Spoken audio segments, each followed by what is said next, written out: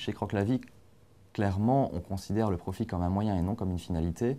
Et aujourd'hui, le recours à la finance solidaire permet justement d'être complètement cohérent avec cette philosophie. Je suis Anthony Béharel, j'ai fondé la société Croque la Vie il y a un an, en août 2009. J'ai voulu concilier un petit peu mon activité professionnelle avec mes valeurs et mes convictions personnelles. C'est des repas qui sont exclusivement destinés aux moins de 3 ans et qui respectent complètement les besoins alimentaires, qu'ils soient nutritionnels ou gustatifs, ou en termes de texture ou d'introduction sélective des aliments, pour les moins de 3 ans. Le fait que les repas soient issus de l'agriculture biologique, c'est un peu la cerise sur le gâteau pour les crèches, mais c'est vrai qu'aujourd'hui, ce qui est très important pour les structures, c'est que ces aliments conviennent parfaitement à l'alimentation du tout petit. La finalité de Croque la Vie est vraiment d'essayer d'insuffler des changements de comportement alimentaire dans les familles. On est dans le Nord, donner du maroilles, qui est un produit typiquement du Nord, à un enfant, vous verrez, il en fera un festin.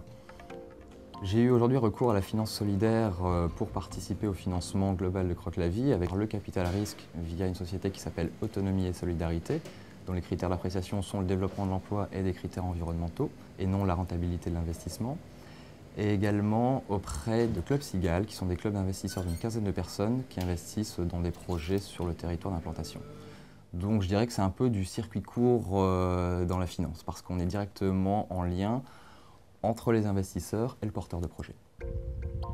On envisage de se transformer en structure coopérative. Cette structure coopérative va apporter déjà dans la gouvernance de la société à la fois des clients et j'aimerais également y introduire des producteurs. C'est également un statut qui permet de faire intervenir des collectivités territoriales et du coup l'entreprise est bel et bien un bien collectif d'un territoire.